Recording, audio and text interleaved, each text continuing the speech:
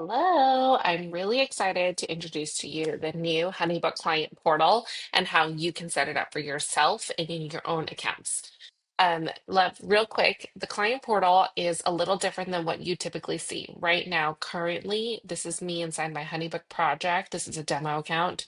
So if you go into projects on your toolbar in the left-hand side, and you open up a project, any project of your choice, currently or previously, your clients can see everything in the activity on the left-hand side. So if you sent an email, if you sent a file, anything like that, they would have been able to see. It's a mirror of what you see currently. On the right-hand side, your clients don't see that currently, and so they would have seen the Files tab, the tasks, the financials, notes, and details, etc. In the new version that I'm going to teach you how to set up in this video today, let me show you. It looks like this. This is the new HoneyBook client portal. How beautiful is that? So instead of it being a mirror, what you need to understand is that you, as the HoneyBook user and owner of your business, you will not see any significant changes on your end at all. But when your clients log into the portal, now it can be an extension of your brand and your website and your social media, and it looks like it's from your ecosystem. So let's take a look to see what's here. On the left-hand side, they have tabs. And so this is a drop-down menu in which they can then now see the overview, the activity, the tasks, files, payments, and notes. So it's broken down that way. If you have multiple projects with it for the same client, they will then see multiples that they can then drop down per project, which now also means they can see your project name very clearly, and that is also what distinguishes between multiple projects. So just a heads up there. You'll be able to customize your font, your photo, your header, and everything in here so that it looks just like you and your business and your brand and less like HoneyBooks. This is very exciting. Their project details are going to be on the upper left of this. Any emails that you have been sending back and forth under the overview will look like this. And then your tasks will be here. You can now assign tasks to your clients. And then any bookmarks that you've highlighted in here, notes, etc., they will all live here.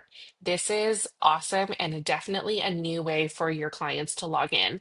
A lot of you already have this built into your website. So now instead of building yet another page on your website, you can just link straight to the HoneyBook portal and clients can log in this way. One of the biggest things that may help you know if you want to use this or not, or what you should include in your client portal for your clients to access, is the ability for you to go through your client journey alone. So, what are some things that they need to constantly access to give them the best experience possible while working with you? What are the notes that they need to see, if any? Are there tasks that you constantly are reminding them of? I'm going to drop my free client journey worksheet at below in the description, and you can feel free to download that. But that does define how you use your client portal, because then it informs how much of this you want. This is highly customizable to you and your business. Don't feel the need to use every single um, detail and facet of this if that doesn't apply to your business. All right, ready to get into it? Let's do it. Okay, so the first thing you're going to do is to template the image that you want seen shown here as your header image. So to do that, you are going to go on on the left side of your toolbar. You're going to go to Tools and Library. From here, you are going to click on the three dots and make it your default image, and that is what you typically would see in your projects as the header. Or and just as a note, like once you make that, it's for new projects only. So if you had an old one, that does stay unless you manually update it on the bottom right corner. And then once you've chosen your header image, we are now going to make sure that your fonts and logos are in. So we're going to go to the bottom left, go to settings, and then company settings. And we are in company brand under company settings, and you want to make sure your logo and your secondary logos are loaded in. So follow the dimensions. It's 100 by 100 for your square logo, 600 by 200 for your secondary horizontal logo. You do want to take up as much space as possible within here. Otherwise, it does tend to look really, really small. Whatever your main button color is here, um, you can customize that. Just know that it doesn't just affect the client portal. It's also going to affect things like your scheduler color, your links inside email. So that does have an overall color, um, like just kind of trickle effect. If you have an older HoneyBook account, you also have default header image ability here. So you could have also changed the header image down here. Anyone who's about the last 3 years, if you started one, you may or may not have this feature. In that case, you're going to go to tools on the left-hand side and go to library like I suggested before. Okay, once you have your colors and logos in, you're going to scroll down a little bit more until you see Company Smart File Theme. If you don't see this, it means you're on Legacy, which means you will have to move over to Smart Files in order to see this block under your company settings. If you've already done that, even if you're not using it, this feature suddenly appears. And so once you've done that, then you can customize your company theme, and you are going to click on any of these headings, paragraphs, fonts, etc., and you're going to upload your font here. Click upload font, it'll appear, and you'll be able to choose your fonts from there. So colors, logos, fonts, and picture. Once you have all of those things, then and only then should you go to the left-hand side and go to domain and client portal. When you do that, you have the choice to use your own domain or use your company's subdomain. Sorry, I just read this as use yours.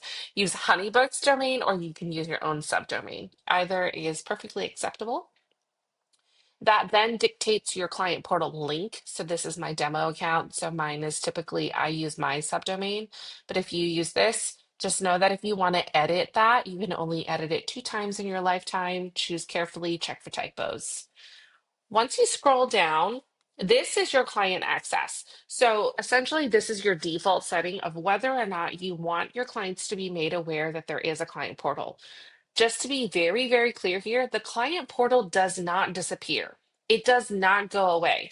So it's still included in your membership and subscription to HoneyBook. However, it's less obvious to your clients that there is a portal if you choose to toggle it off. It just means that like in emails, it won't say like reply in portal, things like that. So if you don't like that wording, you can turn it off as a default. If you do turn it on as a default, you can always go to projects, and inside the project on your end, on the right-hand side of a project, inside the project workspace, you can come in here and turn it on for any individual client, or you can do the opposite. If you have it, off on as a default, you can turn it off for any client that's confused. So you always have control over those settings. All right, we're going to go back to the bottom left. You're going to go to company settings again, back to domain and client portal on the left side. You are going to scroll down, and this is a test that I was doing, so don't mind the crazy colors, but we're going to customize it. So you're going to click customize over here, the white button on the right-hand side. This is the login screen that your clients will see in order to access the client portal. Once you do that, you do not need to manage their accounts. So they can either log in using a magic link, or they can put in the email address. It must be the same one that they entered in order to inquire with you when they first started with your contact form or lead form. And they have to be the same one, and they can set their own password. So first time logging in, create a password. If they forgot their password, they can just click forgot password. You never need to manage them. So for your background color, you can choose whichever one you want. HoneyBook uses hex code, so just click on that. Or you could, if you don't have standard colors, you could choose one that suits your boat. So then we're just going to choose any of them for the sake of this example. And then here's your logo. So you can either choose from the square or choose from the full. And then under title, you can either choose where it says the finer points right here, or you can choose a custom one. Typically, if my logo says my company name, I don't need it twice. So I typically change this to say welcome, and you'll see that change take effect right here. Okay, when you're done with that and you're happy with your colors and your logo and the title, then this is their login screen. You can also see what it looks like on mobile if that helps. I am now on the left side. I'm going to go to portal style. So this is where you can really choose to customize. I chose really wacky colors that will make your eyes hurt. on purpose so that you could really clearly see what each different section is. The page background color is here. Again, it uses hex codes, so you can put in your hex code or you can choose something different like that if you so choose. The highlight color is going to be the button over here in blue. And over here, as they toggle down, that's what the blue is going to be. So again, you can choose a complementary color, whatever makes you happy there. I will not leave it on the line green for everyone who's a designer watching this and is going to make their brains hurt a little, but I did want to at least make it super obvious to you what is changing. And then from there, this title font is your project name right here. So that is what the font is going to be. So if you've already uploaded your font in the previous pages, you will be able to scroll to the very, very top of the fonts and see your custom fonts there for you to choose from. Then your sidebar color is the ugly green that I've chosen here. And by ugly, I mean I like green, but it's just nothing matches right now for me. So you can choose whatever color you want here. And just again, knowing that the highlight color is going to be both in clashing with the background color and your sidebar color, but you can see that happening on the left. And then your button text color is your color here so that if I made it, let's see, wacky, you can see that changing over here as you can see. So we can already, we'll just make it white because I think you'll know. Okay. And then you can make it a corner radius, like you can make the square, or if you love rounded, go ahead. You'll see that change over here on the button. So I'll do something in the middle, and then your button font is over here. So then you can change that. Again, if you've made a custom font, you're going to scroll to the very, very top, choose your custom fonts, and then save changes and hit publish.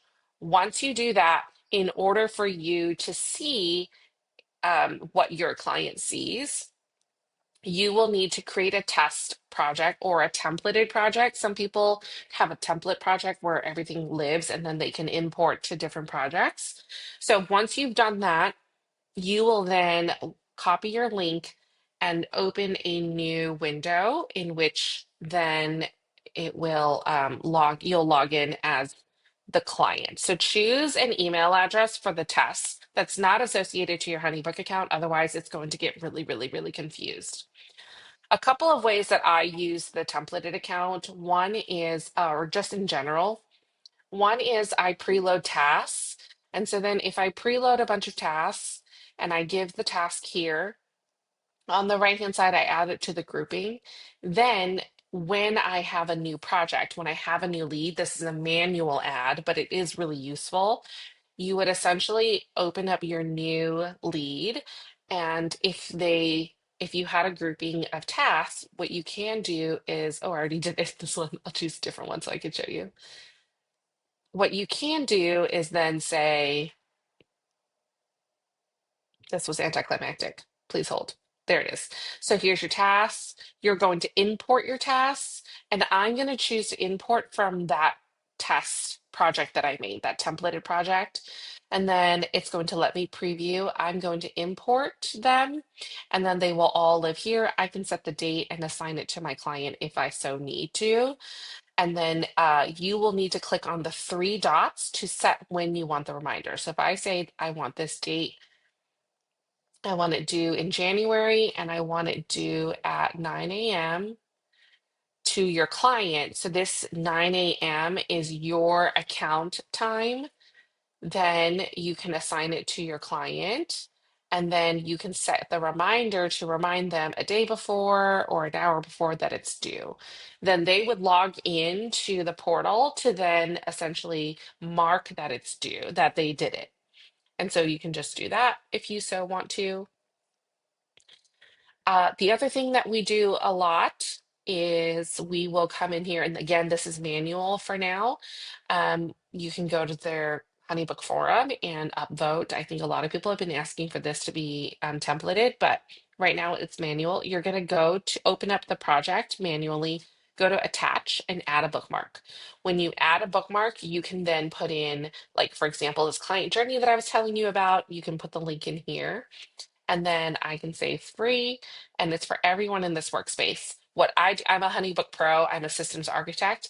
All of it, regardless of what tool you use for your system, you need to understand your client journey so that you know what to add and what tasks you want to assign to them, what notes you want them to see, what scheduler sessions each type of project needs. And so then this is how I indicate that. And so this is something that all of my clients need to go through if they don't already know it. And this also dictates their automations. So I always have this as a downloadable free thing for my clients to see when they log into their portal. So this will live here. Who can view this bookmark? Everyone in this workspace. If you have like designers, if you have mural boards and stuff, you can say that for me and my team members. Something I use that for is I have my project management space and my ClickUp. So I will actually put my ClickUp link right here, which is really helpful. And then I will click save. Once you do that, that then lives in files on your end. Okay, I've done this a few times. I've been making quite a few tutorials.